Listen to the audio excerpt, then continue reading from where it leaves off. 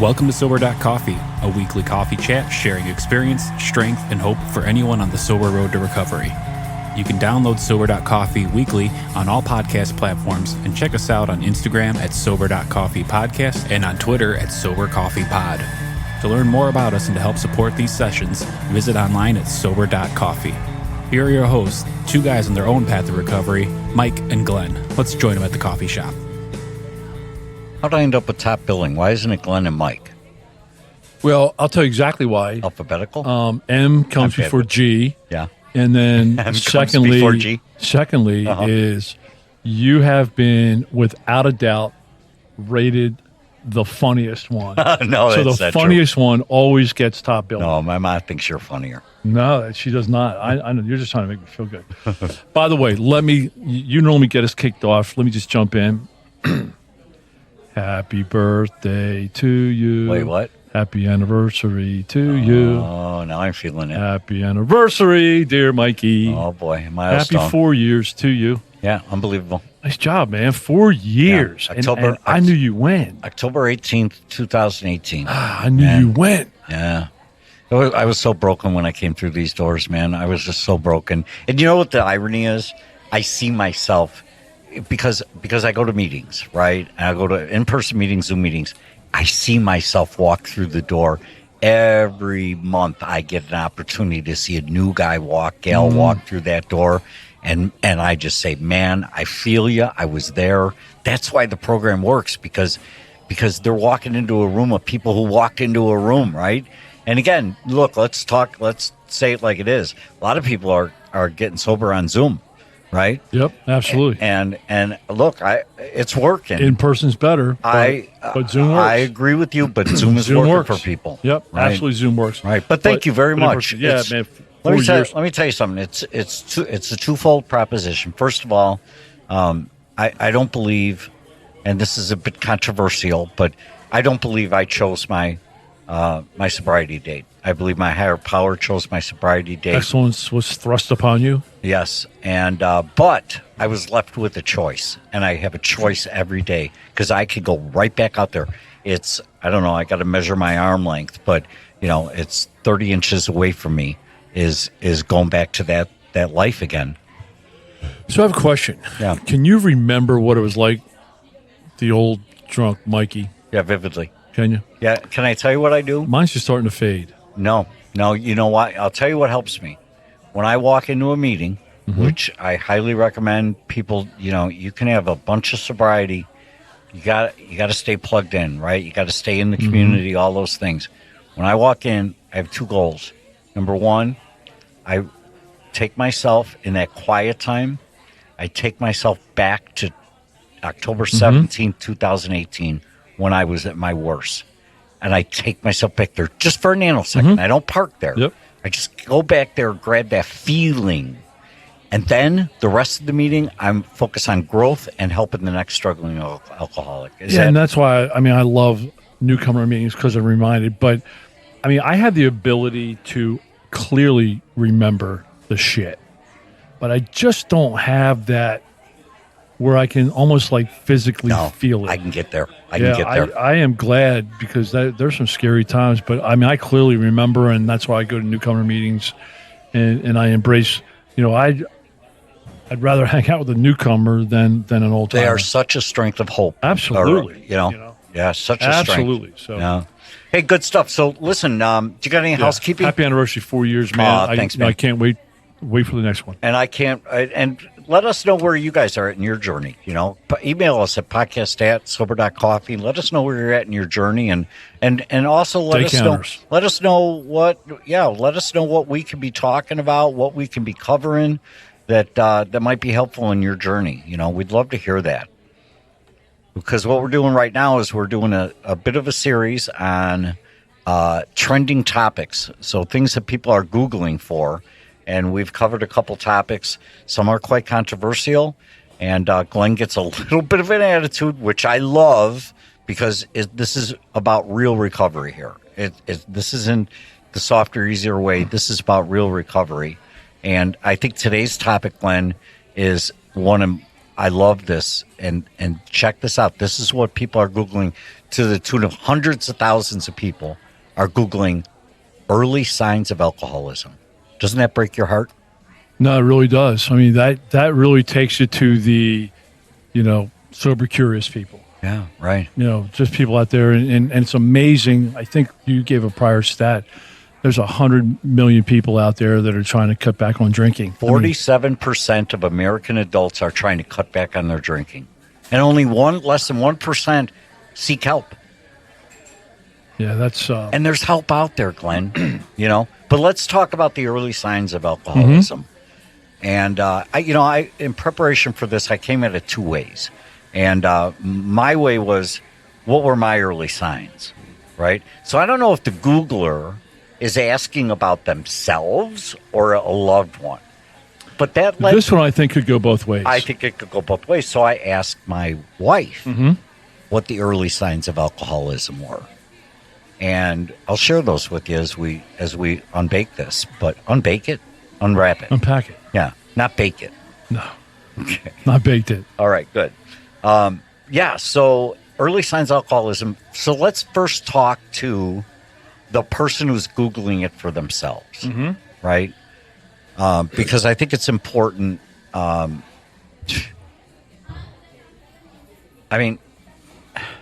It's just a tough one, because I'm trying to go back to where I would have Googled that if there was a Google at my time of struggle, right? Yeah, I probably early on, right, middle 90s somewhere, when I was drinking a lot, I probably would have started questioning and so I, picked out a couple bullet points, right, of early signs. One was, and I think this can speak to both, if a person's Googling for themselves or for somebody else, right? I think drinking excessively, right? I think that's kind of a baseline, right? Right. How not just, how much or how many days, but, kind of looking at it, right? Do you drink one day a week, but you drink, 15 drinks and you black out, you crash your car and you have all kinds of problems? Or, am I drinking 5 drinks a day, 7 days a week, right? Right. So I think there's a little bit of equation there, just to measure how much am I drinking. Second thing is, are you losing control while you're drinking? Right. Right? Are you losing control while you're drinking? Am I doing things I don't want to do? Right? Am I blacking out? Am I having, those mornings where, hey, I'm not feeling good, or, hey, I'm calling up and saying, what did I do? Or I'm sorry I did what I did, right? So then I think number 3 is persistent drinking despite negative consequences or problems. So I think that, you sit there and that's kind of a definition of addiction, right? Yeah. I'm seeing a lot of overlap with my bullets. No, totally. So next one is lots of time planning or thinking about drinking. So I've got a small frame, right? I'm not a big guy.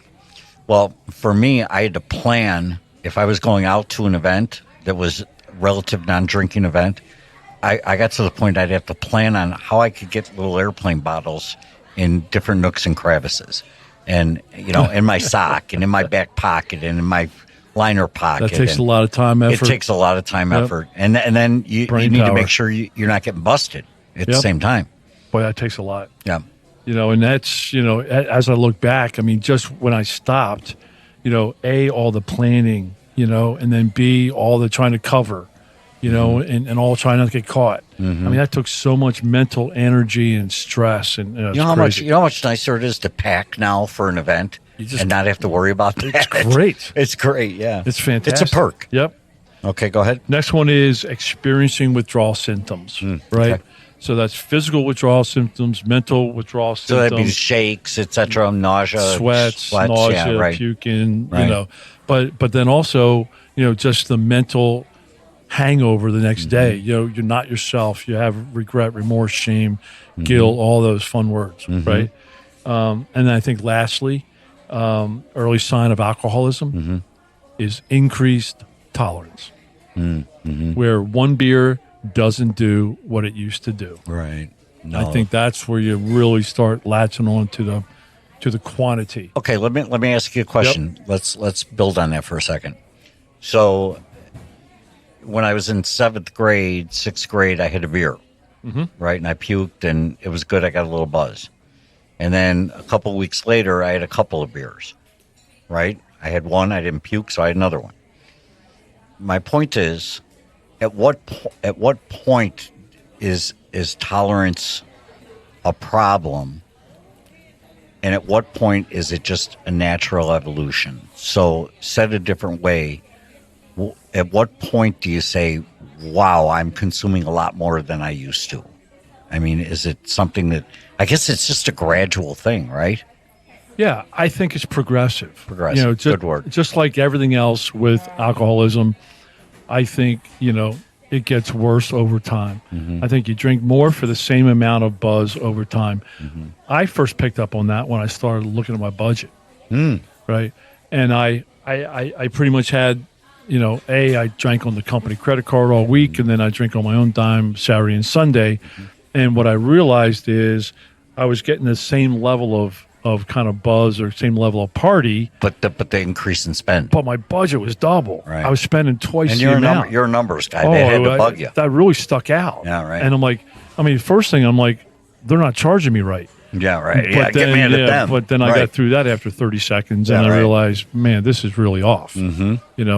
So for me, and I got to the point where, I was drinking a handle, and that, sustain me at the level that, a fifth used to have. Right. Well, we're going to talk about why you're not drinking the handle anymore. But on my list, I went to the experts.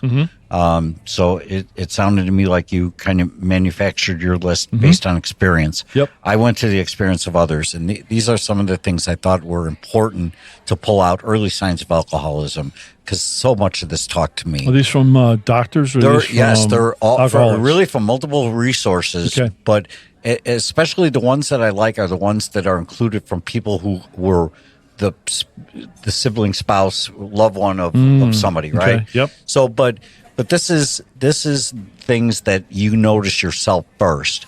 I magnated to alcoholic events and alcoholic people. Man, I hung with partiers. Always did. Always would. And if you weren't partying, I didn't have a whole lot of use for you in my purpose of getting buzzed. I found myself pre-drinking and post-drinking. I knew that I knew I had to walk in. At least I felt I had to walk in, right? I started to lie about how much I consumed. Oh, my goodness. Honey, you're buzzed. I only have, how much did you drink tonight? Right. You know how many times I heard that? How much did you drink tonight? I must have heard that 1,000 times. I'm not even kidding. And you were honest probably 0 times. Oh, totally. I'd say, you probably didn't know, and then you didn't want her to know. That's right. And I would blame it on things. Yep. Always. Oh, I didn't eat. Oh, I didn't get to sleep. Oh, I took a pain med, blah, blah, blah. Began to regret some of my actions while intoxicated. Remorse, regret, guilt. Shame. And lastly, I chose consumption over food intake. These were signs to me, early signs. Food would kill my beer buzz. I didn't want to kill the buzz. Right. So I have shared that I started my real drinking career in 1995 when I got promoted to the executive ranks, and we started traveling. And we used to drink our so you got... You had a budget. We had a budget, 25 to 30. This is a long time ago, but $25 to $32 a day. They couldn't even get you a McDonald's Happy Meal anymore. Well, we didn't eat. Right. We would drink our budget. Oh my goodness. I mean, so you had $32 a night to drink, and you could stretch it to 38 or whatever. But and then you went to places with the cheaper beers, and you wouldn't buy the $12 martinis, right? Right. So I totally understand that. So I go to Vegas. I'm in Vegas. Guess what? They serve you free alcohol. I know. I bought a bottle and brought it to my room. They had free alcohol, one elevator ride away. Well, just in case. No, not just in case. That was my go-to. I didn't mess with the cheap stuff on the floor. Anyway, these are, that was old Mike. This is new Mike now. So here's some things you can take a look at for people that you can maybe recognize some of these. Are they avoiding non-drinkers? Are they avoiding non-drinkers? Are they not hesitating to grab the keys to the car when they're obviously buzzed? Okay. Oh man, I've seen that so many times, and I've been that guy so many times. Yep. Right. So have Overall, less responsible, showing up late, not following up on commitments, that kind of thing. And then excusing off bad behavior, like me, like in the first set. I must have the flu. Whatever. Yeah, I have, I don't do it anymore, but back when I was drinking, I had behaviors, character defects that I'm not proud of. Mm-hmm. And my first go-to was, I was drunk. Mm-hmm. I mean, I justified all kinds of crap because I was drunk. Right. Yeah. I guess certainly a sign. I guess if you're thinking it, pay attention to it. Absolutely. I mean, that's the key thing. If you're, I'm going to go ahead and say this. If you're here because you think somebody else has a drinking problem, I'm here to tell you there's very little you can do to change the course of that person's life. This is just my experience talking. I had hints, suggestions. I had begging, pleading, love, hard love. I had it all. None of it worked until I knew it was time for me to become sober, right? To change my life. But that being said, when I did make that decision, I made it based on the fact that a lot of seeds were planted for me. I knew there was an answer out there. I didn't know specifically how to get there, but all those seeds that were planted were little plants around me that I could grab onto and for some hope. So don't give up on them. No, man. And hey. And don't give up on yourself. No, but you know what? And I'm sitting here thinking early signs of alcoholism. Mm-hmm. It was probably, if I had surrendered earlier that I was an alcoholic, I may have surrendered to get help earlier. Yeah. But I fought that. I always had a solution, always, defined it differently in my way to make me feel better, right? And so maybe if I had defined it earlier and really bought into that, I would have gotten help earlier. I don't know. I'm gonna bounce back. I'm gonna rewind. If you're thinking it, pay attention to it. Absolutely. And I don't care if you're Googling it. If you're Googling it, pay attention to it. Right. If you're in recovery and you're thinking about a drink, pay attention to that. Why are you thinking about a drink? I mean, and again, for me, I walked down the hall of my house for 30 years. There was a bar at the end of the hall of my house. Not literally. It was like stuck away in a closet and hidden, but it was my bar. I still walk down that same hallway today. I'm going to think about it, but pay attention to it. No, totally. I think that's going back to being aware, right? Going back to being aware and what I know for a fact for me is once I was on that path, once I started Googling early signs of an alcoholic, right? I was on the path of alcoholism, and it just got worse. Okay. Answer me this, and then we'll wrap up. To do all over again, once you hit that point, what would new Glenn tell old Glenn? What would you tell him to do? What would you tell him to do at that point? So I've had people tell me back then, and I just didn't listen. I knew my ego was my problem. My ego was, I'm not going to listen to you. I'm the smartest guy in the room. I mean, I really believe that. So new Glenn would tell old Glenn, dish your ego. Get rid of your ego. You don't have all the answers. Okay. And hey, frankly, there's a lot of times in business, I had a lot of great answers. Oh, sure. Absolutely. I was the shell answer man. Yeah. I mean, I would sit in a bar and come up with strategies that, amazing. But that doesn't mean it translated to this situation, to a mental, psychological, feeling defect situation. What would new Glenn tell old Glenn to do right now? What action would you tell him to take? Surrender. Okay. If I had to say it over again, like you see all this stuff on social media, what would you have done different? I would have surrendered and say, I don't have this. I mean, I had so many examples of how I failed Glenn's way. I had so many. And I was around AA, and I saw people get better, but I always knew better. So I would say, hey, man, shut up, listen, surrender, and do exactly what they tell you to do. So that's your next action step. go find somebody Yep. who's walked the sober path and listen to what they say. And there's one of them in every single AA meeting. Yes, there is. Yep. Love it, man. Hey, There if is you're hope. if you're There is Googling hope. this, there's hope. There's a if you're on the solution. road to recovery, remember, if you're thinking it, pay attention. Love you. Love it, man.